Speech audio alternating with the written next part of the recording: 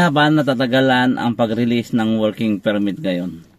At bakit nga ba maraming refusal ang pag-apply ng visa appearance?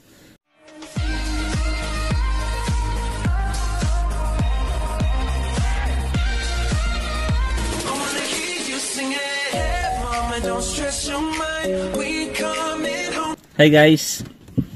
So, kamusta po kayo? Kamusta ang bawat OFW? So, saan panig ka man ngayon ng mundo, ikaw ay isang OFW, mabuhay po. So, kung isa ka sa nangangarap pumunta ng Poland, so mas maigihing mag-subscribe na.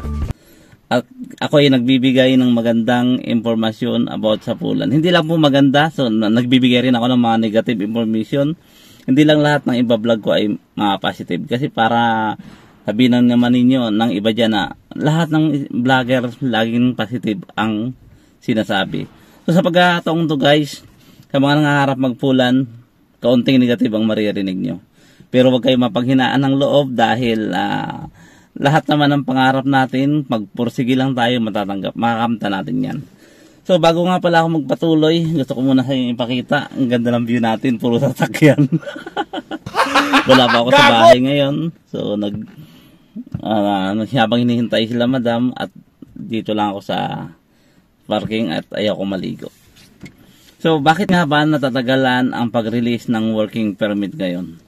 At bakit nga ba maraming refusal ang pag-apply ng visa appearance? Maraming dinideny. So, isa-isahin natin guys, ang pinaka-punto dito guys, yung maraming applicant, hindi lang Pilipino, nanggaling sa Southeast Asia, iba-ibang lahi, kaya sobrang dami ng applicant, kaya natatagalan. Isa yan sa number na bakit matagal ang working permit, ang working visa.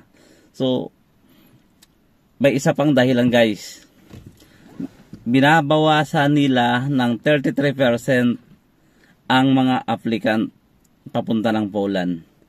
So, ilalagay ko sa description box yung link na katibayan na binabawasan nila ng 33% lang ang ina-approve pala na applicant. Kaya ang tagal ng usad.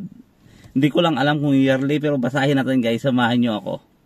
Polish consulates abroad have cut the number of visas issued to foreigners by 33%.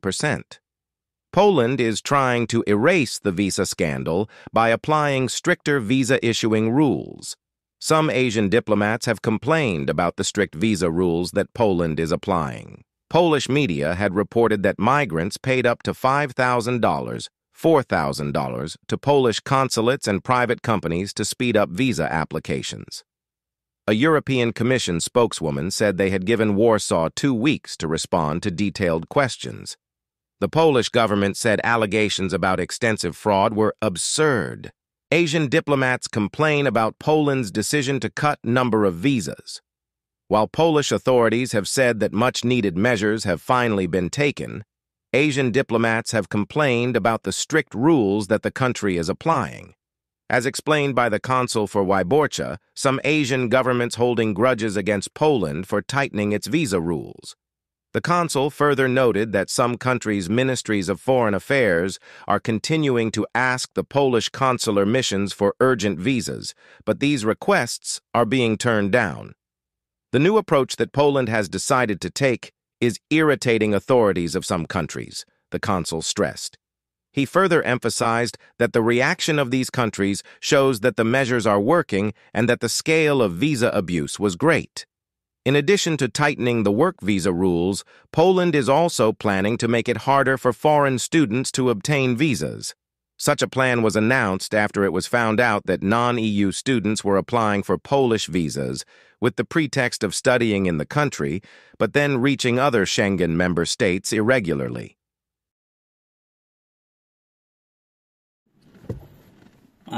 Yun nga guys, tulad yung nabasa nyo na napanood nyo. So, pero wag kayo mawala ng pag-asa guys. Malaki ang chance na ma-approve ang visa nyo, lalo na kung above minimum yung sasahurin nyo rito, like na mga skilled worker kayo.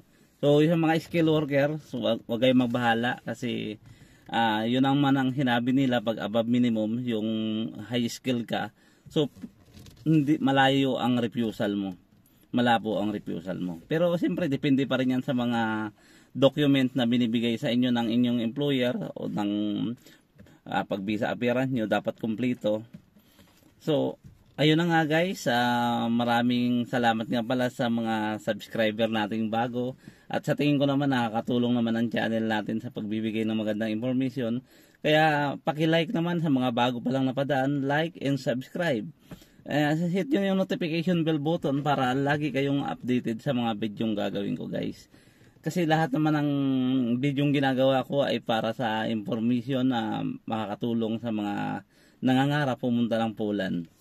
So, ganito ang may isa pa akong advice guys. Halimbawa na may working permit na kayo, yung bank statement nyo, yung kumpleto dapat. Pag sa Pilipinas, nasa 100,000 na yata ngayon. Dati kasi 5 years ago, nasa 15,000 lang ang bank statement ko. So, ngayon malaki-laki na yung hiningi nila. Pero yung bank statement na yun guys, hindi yun guys ha, hindi yun ibibigay sa gobyerno at wala kayong pagbibigyan yun. Gagamitin lang yung bank statement na yun during visa appearance. Pag tapos ng visa appearance na dyan na yung visa yun, pwede nyo nang withdrawin yun. Kung yun ang pang-allowance nyo papunta rito. Yun lang, tip lang yan guys sa mga bagong pupunta rito. So, ang buhay dito guys sa Poland is hindi naman siya ganun nagmamadaling buhay ba katulad ng ibang lugar sa parte ng Europe. Dito chill lang ang buhay.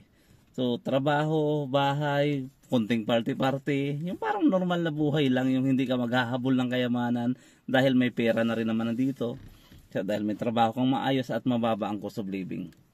So guys, sa mga sunod na vlog natin, so i-comment nyo na lang kung anong gusto nyong pag-usapan natin. So sinaglitan ko lang to dahil para makapagbigay ako ng konting kasi marami akong may nabasa nung nakaraan sa comment section na bakit daw matagal ang appearance, matagal ang visa, maraming deny. So ayan na guys, yun ang dahilan. So i-comment nyo guys kung ano yung gusto nyong content natin next day, because mula yata akong day off ko yata next day rin. So kasi malaki nang masyado yung oras ko, kaya pinagdi-day off ako kasi masyado nang over sa hours ba. So binabawasan na ng konti. Mahirap naman yun, sobrang laki na ng oras ko, sobrang laki na ng sahurin ko. Wala na, malulugi na yung company ko. So yun na nga guys, comment nyo lang tapos i-share.